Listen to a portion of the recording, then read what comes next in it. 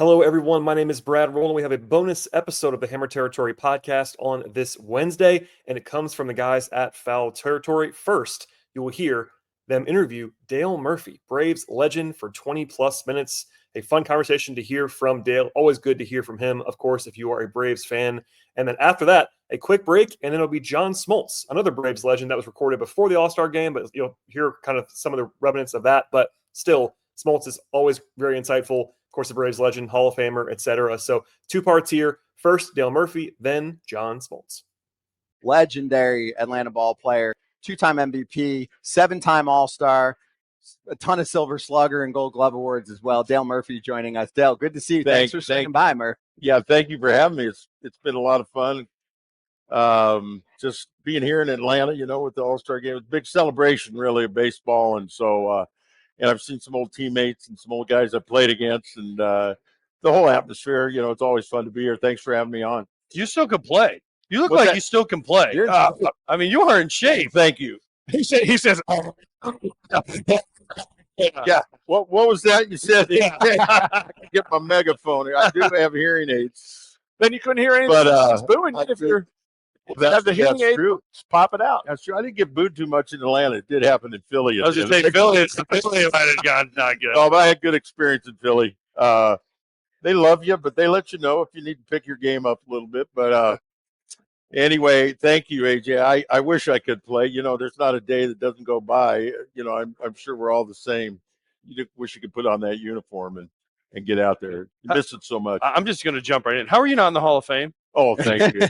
I'm serious. Like, how are you not? We rattled off some of your accomplishments. Thank you. How are you not in the Hall of Fame? Well, I knew when I retired, I had a lot of people very optimistic, but in my heart, I knew it was going to take a while. I knew it wasn't going to be smooth, but I was on the original ballot for 15 years when it was 15 years. And, I'm thankful the Hall of Fame recognized the guys in the 70s, 80s, and 90s. They've changed the voting. So I'm on that era committee, the modern era, and I'm eligible again in December. I've been on it a couple of times, making a little progress. So I appreciate the support, and we'll see what happens. I got a shot. Good. You. Do you want it? Because I've seen guys. No, I know what you mean. Yeah. So yeah, I think people once said, one of the requirements of being in the Hall of Fame is you should think you belong. I think there's a spot there for me, but I'm not with a first ballot guy. You know what I'm saying? So yeah. I think there's a spot there for me, and I'm blessed in so many ways. It would be an incredible, exciting feeling for me and Nancy and the kids and grandkids.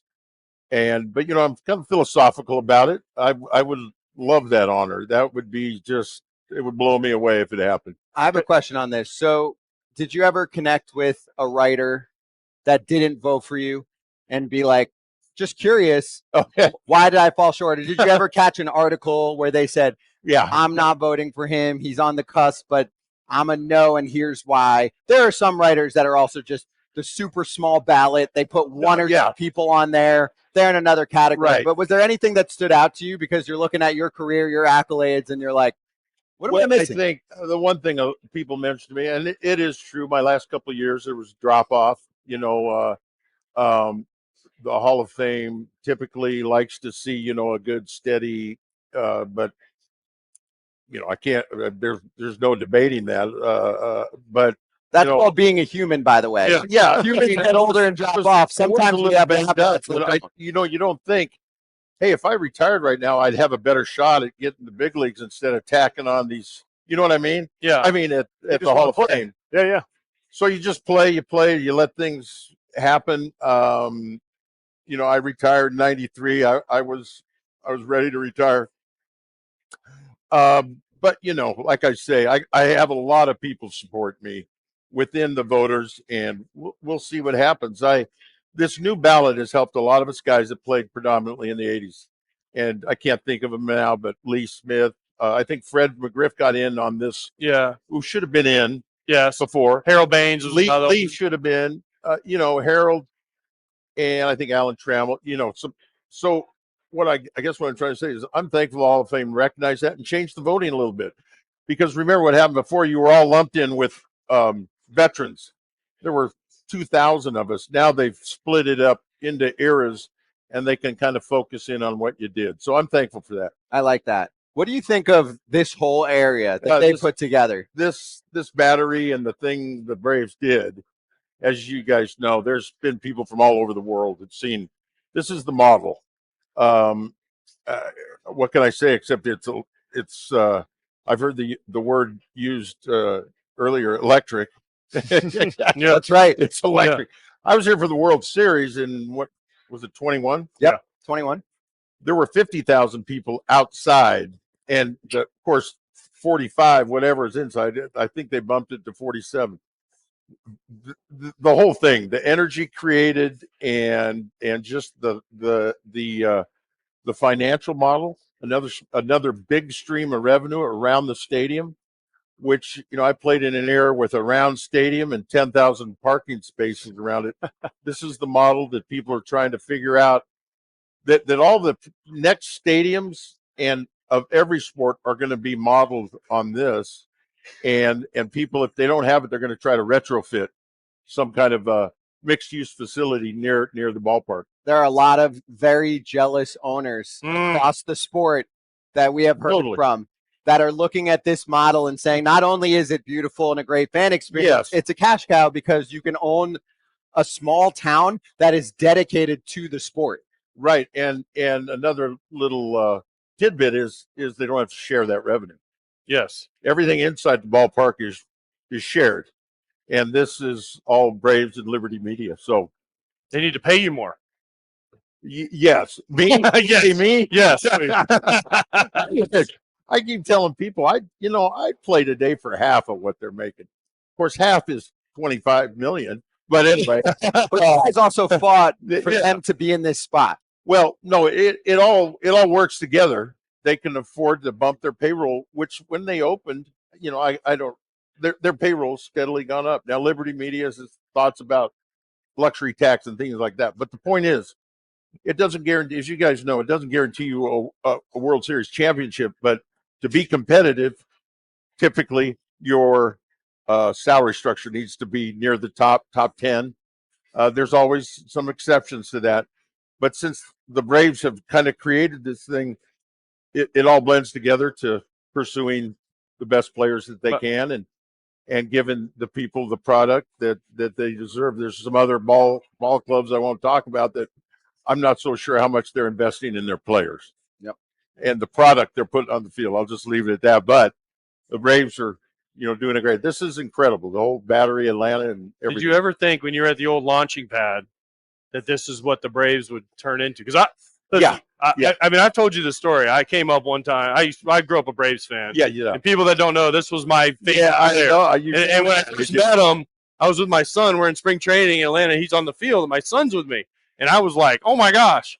And my son is like, Dad, who is that? He hadn't he was done. And I was like, that was like my favorite player growing up. So I got to meet Dale and become friends with Dale. And, and so like this is like, wow, this is the guy I watched. Because people don't remember, you were a catcher. Yeah, I was catcher. And then you became a center fielder. I still am a catcher at heart, AJ. Yeah. You know what? What was that story? You couldn't throw it to center. You kept throwing it in center field. I had a little bit of throwing issue, but I ended up catching about 80 games in the big leagues. So I kind of got out of it, but it wasn't really. We had Bruce Benedict coming up, who was, much better, and then they moved me to first base. I was tall. I think I led the league in errors at first. Bobby called me up in the fall of '79 before 1980 spring training. He goes, Murph, we're come to spring training ready to play the outfield. I was like, do I have a choice? He's like, there's a long pause. He goes, no, not really, man. You'd be ready to play the outfield. It saved my career, longevity to my career, everything. So Bobby Cox, I always say Bobby saved my career, and I had my best years under Joe Torre, and I'm very, very fortunate and very lucky. But just to see what, guys that played in the 70s and 80s and before, things were small. Everything was small. This city was smaller. These organizations, the ball club has grown and grown and grown. Did I ever see anything like this? I don't know if anybody did, except I do know that down at Turner Field, the Braves in the city were trying to negotiate something, trying to figure out how to do that down there. Yeah. And it just didn't work out, so the Braves moved here. But Nancy and I couldn't be more thankful to be blessed to play with the Braves organization and then be on TBS. The whole TBS thing was a remarkable thing as well. That was growing up in Florida. We had the Braves. We didn't have the Rays. We didn't have the Marlins. Yeah. I told you, we drove up one 4th of July from Orlando, get up here, get to the hotel. My parents didn't put the suitcases in the car. We had no clothes. So we drove from Orlando to Atlanta. Just to did not have works in the game. Did not have the suitcase, right? And then we come to the game. I think you guys were playing the Mets. You didn't come for that game, did you? The one that not the 20-inning game where Rick Camp hit the home run. No, because that was a July 4th. Yeah, I think it was a different year, but it was after. Yes. So, but there was a fly ball in the 9th inning. I'll never forget. Mel Hall was in left field. Yeah, and he dropped it. And you were standing right next to him, and it cost you guys again. And I was like, why did he just let Murray get it? I should have called him. I was like 6 years old, 7 years old. What's he doing? You guys lost. I was like devastated. I was like, what a trip. We forgot our luggage, and then they dropped the ball. I'm like, just let me. That's awesome. Hey, have you heard of Built? No? Do you pay rent? Yes? Okay, good. Let's talk. There's no cost to join, and just by paying rent, you unlock flexible points that can be transferred to your favorite hotels and airlines, a future rent payment, your next Lyft ride, and much more. When you pay rent through Built, you unlock 2 powerful benefits. First, you earn one of the industry's most valuable points on rent every month. No matter where you live or where your landlord is, your rent now works for you, and you gain access to exclusive neighborhood benefits in your city. Built's neighborhood benefits are things like extra points on dining out, complimentary post-workout shakes, and much more. Unique experiences that only Built members can access. And when you're ready to travel, Built points can be converted to your favorite miles and hotel points around the world, meaning your rent can literally take you places. So if you're not earning points on rent, my question is, what are you waiting for? Start paying rent through Built and take advantage of your neighborhood benefits by going to joinbuilt.com/foul. That's joinbilt.com/FOUL. Make sure to use our URL so that they know we sent you. Yeah, we all got good memories. It's been fun to see guys I played with over the alumni house, and just thankful. 25 years ago I was honorary captain when it was last here at Turner Field, so time starts moving faster, and very, very lucky. Very 7 All-Stars, right? Yeah, 7. You ever think about not showing up for one of them? Like you're like 5th or 6th one, you're like, well, I don't think I'm going to go. Yeah, there's always kind of the players who have been part of it know that it's a drain. I mean, you're traveling. There's a lot of things you got to do, but I wouldn't have missed it for anything. I only got into the playoffs once as a player, and so there's a similarity, not the same as the playoffs in the World Series, but there's an excitement, and the crowd's different. You can just feel it, and I never thought about missing them. I was just lucky to be a part of it. Little tidbit, I think I was in the first home run derby at an All-Star game. Really? Ever? Well, that's what people tell me. 1985 in Minnesota, we're taking BP, and they go, hey, you guys want to be in a home run derby? We're like, yeah, whatever, And we played American League against National League, played about 3 or 4 innings. I hit 4, I think. I don't even remember the format, but it was league against league. And people say that was the first of what started happening every All-Star game. Now it's become huge. I don't think the winner's got $1 million back in '85. What's the winner get? $1 million. $1 million. And that was like 5 years for you. Yeah. More than me. I can't complain. And Nancy and I talk about it. Everybody asks us about the money players make. I made top dollar back when I played. I made more money than Hank Aaron. I mean, yeah, that's just the way it goes. Yeah. So we're just thankful. I think every generation kind of played when they were supposed to play. Yeah. Did you feel like when you were making that much and you look at a guy like Hank Aaron, you're like, and then you talk, like, do you remember how that era that era of players talked about how much money you were making, and then now you're talking about the era that it's funny you say that. You know, you used to have a lot more old timers games in the 80s, and guys like Warren Spahn and Hank, and guys would come into our clubhouse, and they just thought the clubhouse was way over the top. illustrious, like Yeah. nice. And I'm talking about. Have you walked in the one here? Yeah, that's what I mean. If I go into the one now, I'm going to think the same thing. I'm like, wait, they got chefs? They got a nap room? I may never get out of that nap room if I had one of those. I was just on the training table, taking a nap. Yeah. So, like I say, every generation is better. These are better athletes. These things these kids do, and I was at the draft last night for a while, watching these high school kids, and it's a different brand of baseball when you play that much as a kid and train. We were told not to lift weights too heavy because we'd get muscle bound. Yeah. I mean, it was like finally about mid 80s they got, no, we should start lifting weights. So I tell the story all the time. When I first came up with the Twins, we didn't even have a strength coach or a weight room. Tom Kelly was like, "Do not touch your weight." Remember the Nautilus machines? Yeah. Well, we put some in our little lobby area of the. We didn't have a weight room, but they stuck them in this little room. And Phil Necro sat on it. He looked around. He goes, "How do you turn this on?" So we didn't even know what we were supposed to do with them. Yeah. But so I guess my point is that this generation and of all sports, they training, they're taking better care of themselves. They understand diet and hydration. I mean, they know stuff that we just didn't think about. The fields now, we didn't have that technology. We didn't. I was at Fulton County Stadium one night. I looked down and I did a double take at the ground. It'd been spray painted. It's just it was dirt until about 15 minutes before the game, and they spray painted it. So the technology, the fields, obviously radar and TrackMan and everything, it's completely different. But these athletes, they're incredible. Another Braves Hall of Famer, Tom Glavin, once was given the order to hit you. Have you guys talked about it? Oh yeah. And was Glav like, "I'm so sorry, I had to"? It was. Luckily, Glavin didn't throw hard. Yeah, particularly. I think Glav wanted to hit me, but he didn't want to hurt me. I guess. So I'll try to not make it a long story, but my first time back here as a Philly, they had a thing for me. And it was kind of weird because I was in a Philly uniform. I wasn't retired, but they wanted to have a thing my first day back. And we had a fight that night. And with Otis Nixon. Yeah. Otis charged the mound, spiked our pitcher. Well, we went back to play the Braves. I'll try to make this quick. Went back to play the Braves in Philly, and it was the last time. Remember, we weren't in the same division. Yeah. So we didn't play them that much. It was our last thing.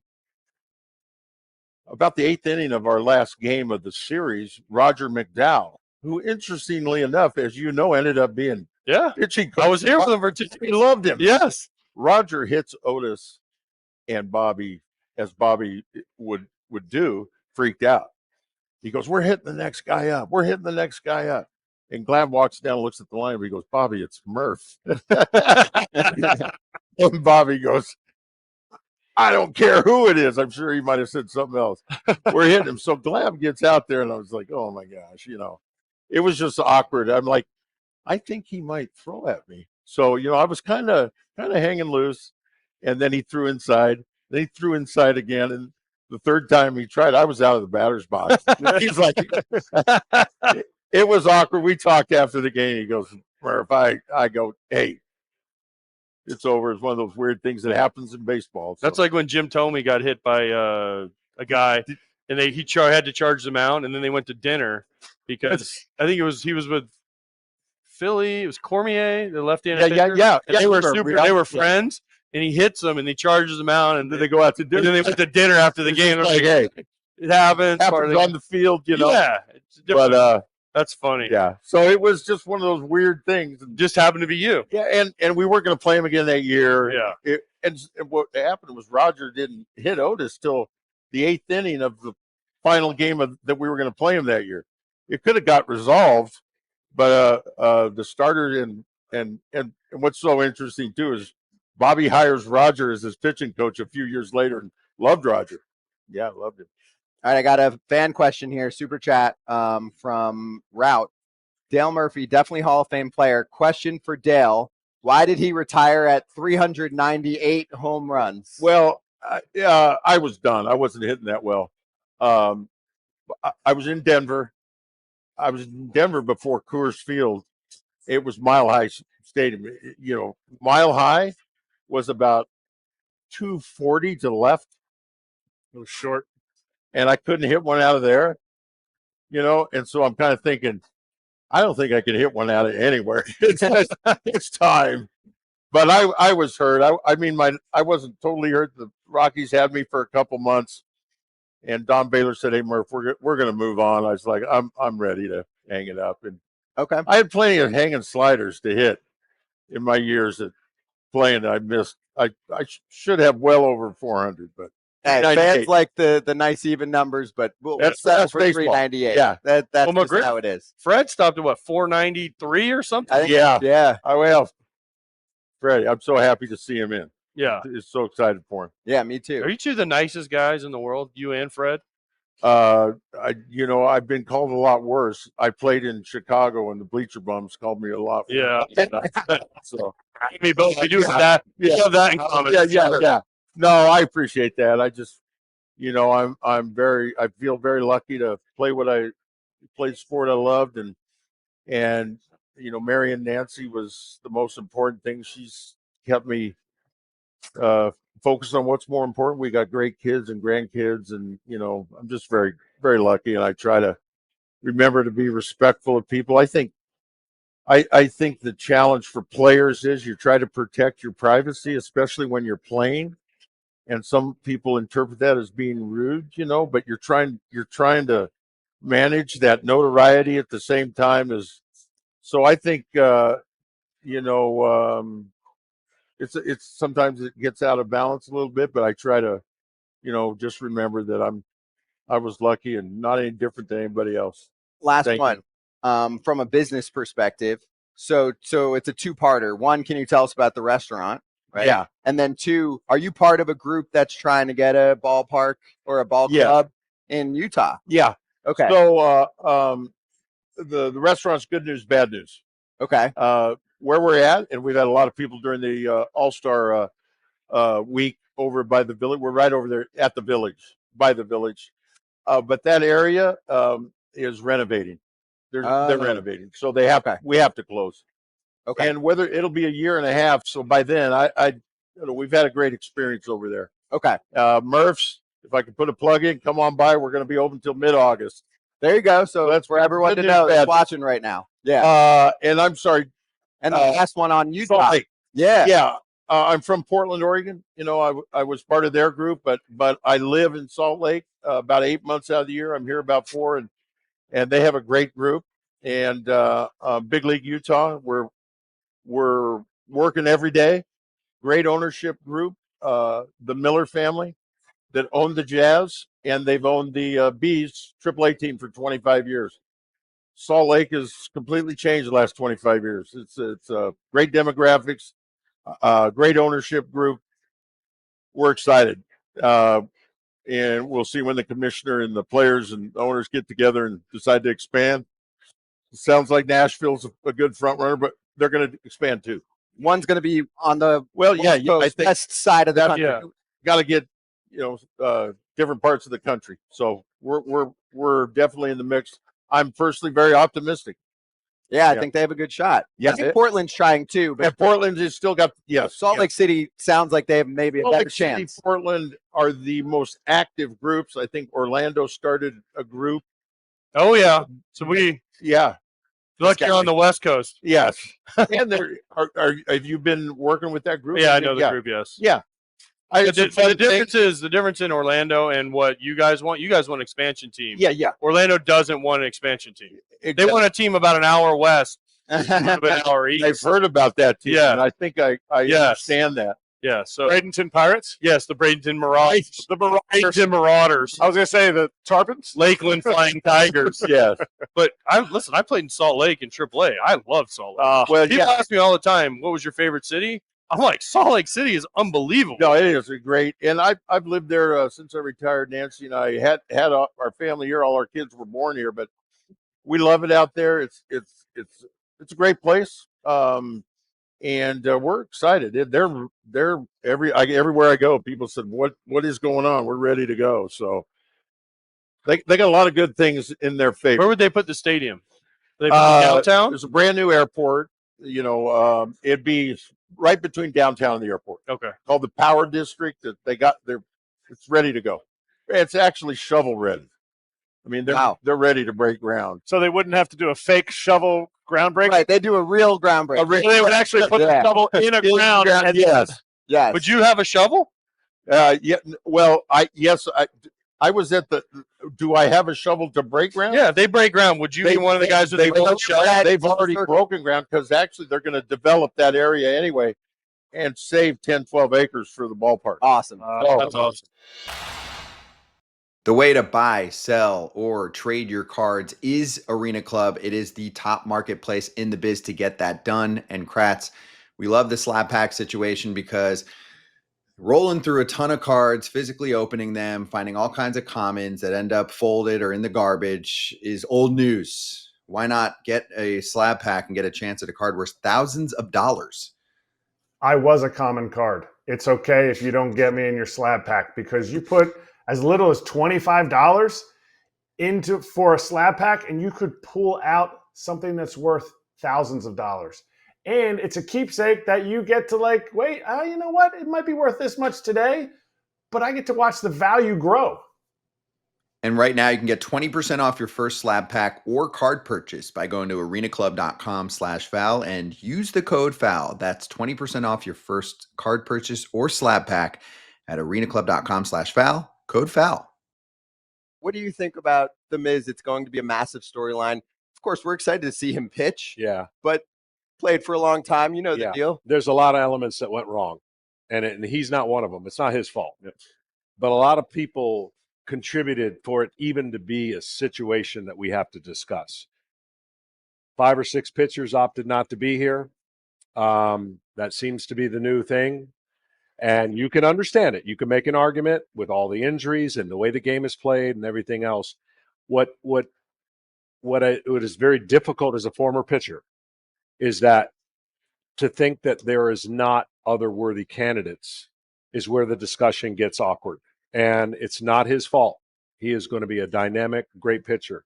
We've just never seen this, and I think if you're a pitcher and you're playing all first half and you're worthy, you're going to feel slighted. You're going to understand some components of it, but to me, I don't think you can just say it's the one reason why this is wrong. There's a lot of reasons that contributed to why it's wrong. Which leads me to my next question. One, you would have never skipped if you were able to pitch, right? No. Okay. No. I figured that. Knowing you and your competitiveness, you would always wanted to be out there. Yeah. But then second of all, because of things like this, and even Skeens last year with only 11 starts, a lot more than 5. Right.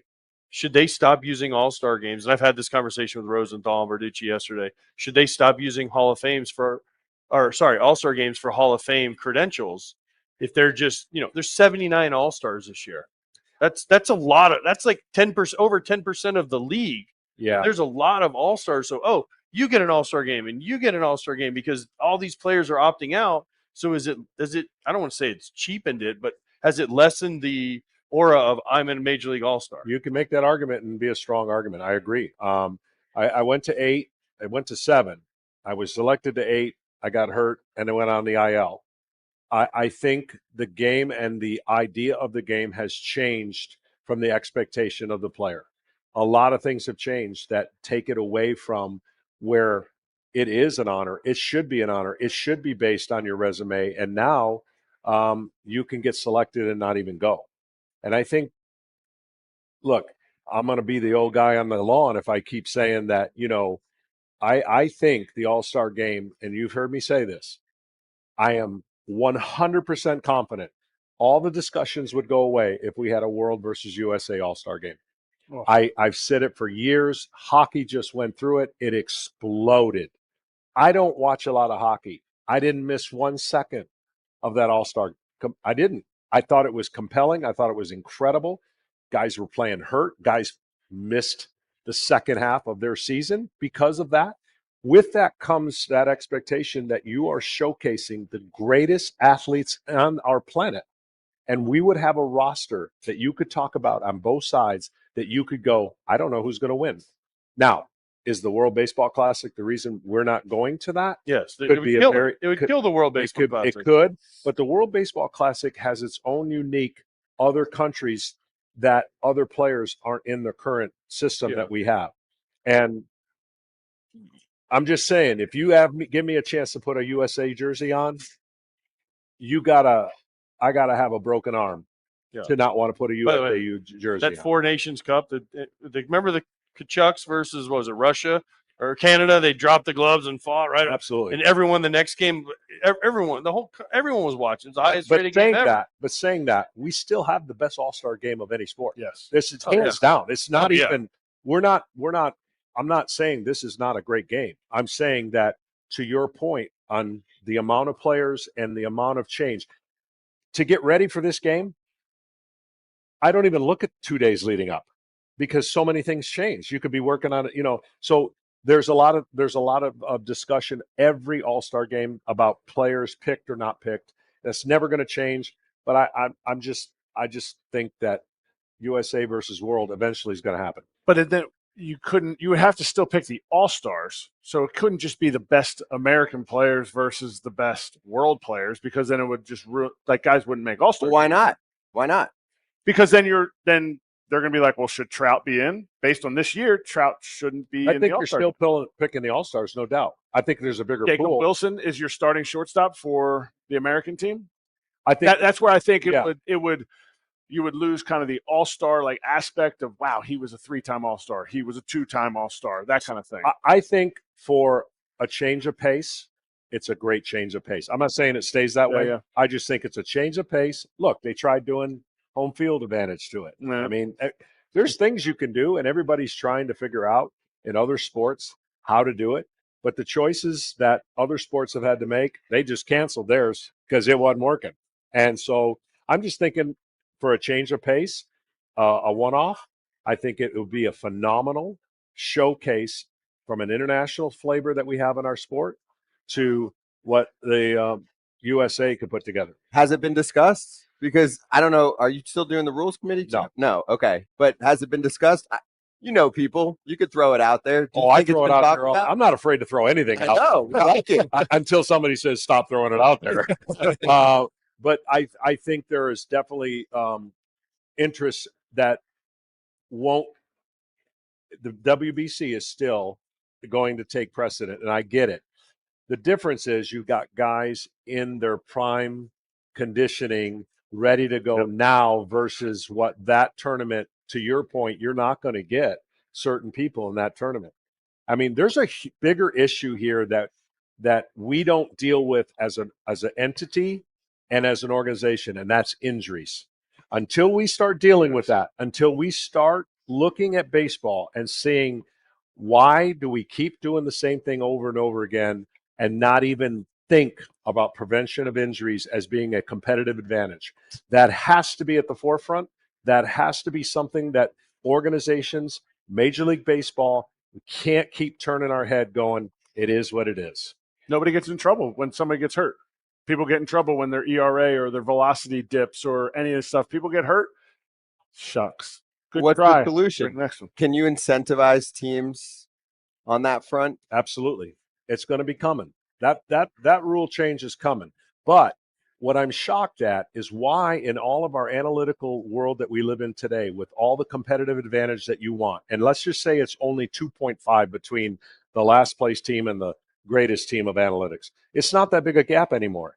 Why isn't somebody trying to zig when everyone else is zagging and saying, we're going to start having a competitive advantage by keeping our guys healthy no matter what happens? And over time, I would argue you're going to gain a bigger advantage than if you just say, hey, This team had a bunch of injuries. We got lucky one year. You're not escaping it. Like, this is not something you're escaping. And I'm shocked that 10 years this has been going on, that nobody in an organization says we are going to reinvest in different commodities in different ways to see these three pitchers that I have as studs. I want them healthy next year, or I want them healthy in the next 2 years. If you're put in charge of that, what's the first thing that you implement? First thing I'm implementing is getting away from all the information that's driving the training to just max effort. I'm getting away from it. I'm not going to be obsessed by it. If you have the ability to do it, use it wisely. Don't use it every single time. You have to go into the minor leagues and go, guys, I don't want you emptying the tank now every single pitch. I don't want you to throw 100 miles an hour. But guess what? In the 6th inning, when you want it, do it. That's the difference. And when you're addicted to something, you're going to keep wanting that addiction. If you're addicted to velocity, you want it. You can't stand looking at a guy that can pitch. It doesn't fit the model. It's like, that guy's going to give up 8 one day. So what? So what? He's going to pitch 35 times. He might have a 3.9 ERA. So what? You don't want 5 of them, but you got to have some sprinkled in that give you the ability to go, that guy's not getting hurt unless it's freakish. But why are we having a conversation going, man, these guys are by the way, they're the greatest arms I've ever seen. But what is the narrative? When's he getting his? Yeah. When's Tommy John coming for this guy? No one has escaped it. That's what blows my mind. Like, everyone that wanted to beat me up and cut my legs out 10 years ago, they're the ones not saying a word right now. They're the ones saying, oh, I can't argue with him because he's been right. But yet they can't do anything about it because they don't like getting away from what that model spits out. And when you throw a baseball and you turn your head and look at a computer, there's something inherently wrong with that, because that's driving the reward system. That's driving what a player thinks, and it takes away the athleticism and the ability for him to be great over a long period of time. Here's the problem with that, and I agree with everything you just said. One, it starts in the youth, because even the youth now, my high school, my son's high school has all the information. Every pitcher, how hard was that one? What's the vert? What's the horizontal? It's all there for every tournament they play in has all the information. So you got to get rid of it there, which isn't, or you use it differently, which I think people need to be educated to use it smartly, right? And then the minor leagues are also a problem. Yep. The minor leagues, the way the minor leagues are set up, they get every Monday off. They play 6-game series. Pitchers from high school, college, minor leagues pitch once a week, starting pitchers. Yep. Then we call them up here and say, hey, by the way, you're pitching every 5th day. They've never done it in their life. Yeah. It's a bad reward system. I've heard this argument until I'm blue in the face that it's a youth problem. It is not. It's a Major League Baseball problem. They're creating the youth problem. It's the reward. Only way you get signed is you've got to have these metrics. And if that's the reward system, I don't blame a kid. I don't blame a high school. I don't blame an academy just getting the most they can out of an 8-year-old. The problem is, if we don't change our reward system, none of this is going to change. So when you lose pitchers, guys who know how to pitch that don't even get looked at, you're going to have this conversation for a lot longer. The reason we're sustaining it at this level, there are so many guys who know how to throw a pitch hard that don't know how to throw it anywhere close to the strike zone. They're going to be given those chances over the guy that, mark my words, I'll give it 3 years. When the generational 3-year pitchers, the great guys that we know are going to call it career here in the next 3 years, you're never going to see them again. The Verlanders, the Kershaws, Adam Wainwright just retired. You're never going to see Charlie Morton. You're never going to see Zach Wheeler. Like, that to me should be the narrative that organizations are going, man, we got to find a way to reverse this narrative, because that commodity is getting shorter and shorter and shorter, and we're going to have to replace it more and more. My only thing is, from an incentive or a punishment perspective, how can you do it with injuries? Isn't it easier to do it with starters giving length? See, it's more to do with, I'm fine with 5 innings. How about that? You'd never hear me say that. I'm shocked. But those 5 innings, let's just say that guys could never pitch over 5 innings ever again. They still can't stay healthy. It's not an inning problem. We've cut innings and pitches and everything way down every year, Absolutely. and guys still get hurt. This is a trainable. This is not impossible to do. What's impossible to do is train for max velocity and max spin and longevity. It's just impossible. We think we're going to, maybe this is fair or not. Nolan Ryan in our generation was a freak. They're supposed to be freaks. They're not supposed to be 20 of them. There's not supposed to be genetically 30 Nolan Ryans. Would you argue that there's at least 30 potential Nolan Ryans or more in the game today that have been manufactured that are not necessarily freaks? And I think that in and of itself, when I look at the whole history of the game, and yes, regression of innings, regression from 1900 to where we're at some point, we got to level off and move towards the act of what you're supposed to be doing as a starting pitcher. That's all I'm saying. So that if we can train guys to stay healthier, this would be great, even if it was only 5 innings. The Braves, since they're hosting this whole thing, and it's awesome. Obviously, the Battery is the gem of the sport, really, for owners who want to create something like this. They're missing almost their entire rotation. Yeah. So what are you seeing that's wrong with them this year? Obviously, they're not hitting well either. The thing about the Braves, you couldn't ask for a worse, greatest year ever in 2023. Offensively, they set every record. They set the bar so high. They signed 6 players that everybody was going to keep going like this in the trajectory. It doesn't work that way. You guys know that. It doesn't. So the expectation offensively was going to carry this ball club with timely pitching and good starting pitching.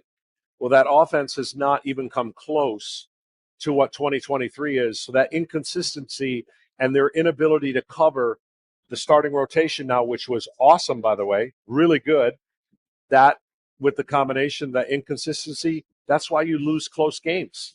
You know, everyone wants to figure out, how does a team one year win a bunch of one-run games and the next year doesn't? Like, how does that work?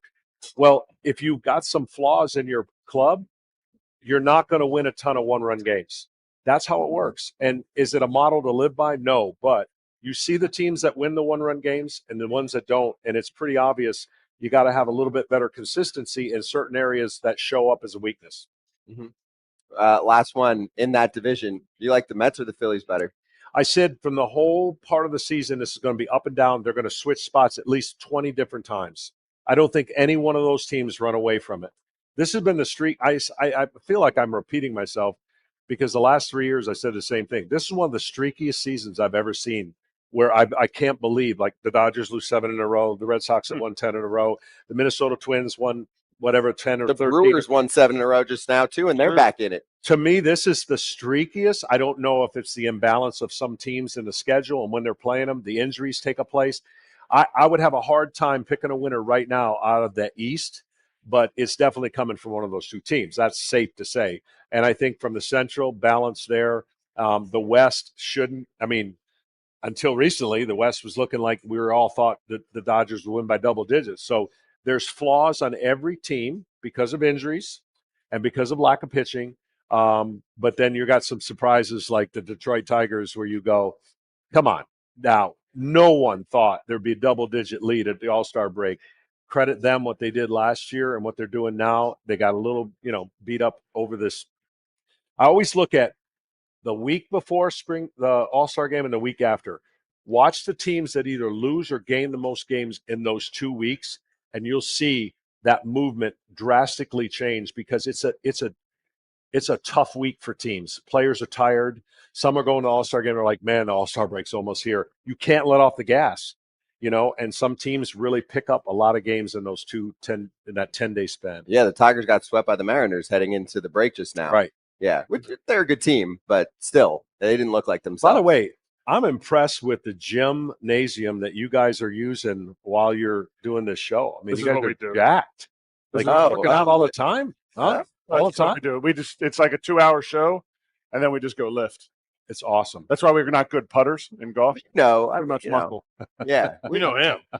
but it's worked with me quite a bit. I would Yeah. I would be remiss. We just hung out with Andrew Jones. He was here yesterday. Different guys have run through. Here in Atlanta, where do you rank yourself on the echelon of wouldn't have to buy a beer if all the Braves guys came into the same bar? Oh, if they all Ooh. came in the same bar, well, I don't drink, so that they're not going to buy me too many drinks. Okay, that's fine. but I'm gonna have to pay for your. but I would say, as much as this pains me, and he's a neighbor, and I play golf with him, and I really don't like making him feel even bigger than he is. Chipper Jones probably There's one. he's yeah. Okay. Uh, Ben, are you second? I don't know if I'm second. I like to think I'm in the top 3 or 4 of the guys that live here. But if you're talking about everybody coming back that don't live here, then that changes. Like 90s Braves you're talking about? I'm talking about 90s Braves, but I also have to throw in Frank Core. Yeah, I thought you were going to say Frank Core, and I was like, please don't say that. The only person I really don't say that way. I wanted you to say Jeff Core. Here's how it works now, and we all get there. If I go to a convenience store or a gas station, and there's a young person working behind the counter, and there's an older gentleman behind me freaking out. The young person goes, "Why is the older gentleman freaking out? Should I know who you are?" I said, "How old are you?" 25. No, you don't know who I am. It's 29 and up, and that's even risking it. So it's generationally the older people, they still kind of know the bald head and all that, but the younger ones are like, I don't know. Okay, so it depends where you go in. It completely depends on where I go. Right. Well, if they're watching Fox, that doesn't hurt, but doesn't I get hurt. what you're saying. Well, it's only on, you're on TV for less than a minute. It's a flash. Yeah. Thankfully for me, it's only a minute, but Hey, I say this, and I had this conversation with the Fox people yesterday. The producers live for the open. yeah. Right. Or us, it's like this is the worst minute of our day, right? Because we put all this time in, and if you ask all these people here, and you go, "Do you know what the open is in a game?" They have no idea. No idea. No, and that is the producer's lifeline. Oh, we got to nail the open. And I'm like, I know. nobody's turning on or off the game because of what you say in the open. Exactly. Now, they think that everyone, you have to talk about the stars, which is great, but that's it. The open's over. Jacket comes off. Tie's undone. That's because you can script that. I remember when I Yeah. used to do games with Smoltz, and like you would talk more in the production meeting or just as much about the open as you would about the game itself, which is the 3 hours after that. And I started to change my tone. I'm like, let's just chat for a few minutes. That's really what it's about. Even if you make a mistake, everyone wants to be perfect. I'm like, hey, it's live TV, it happens. Yeah. But where the open becomes, to your point, where the producers really love it is when whatever you speak in the open happens immediately in the game, and then you can. Earlier we talked about, and but you're right. Like it's a flash, it goes by, and you just hope you don't fumble too many things. If on the air. preview a strategy and something happens in the game, that's the producer's year. That is their year. So you have to play into that. But Smoltz, good to see you. Thanks for stopping by. Good setup, guys. Yeah, thank you. Congrats on your second place setup. finish. We're going to see you guys in August, too.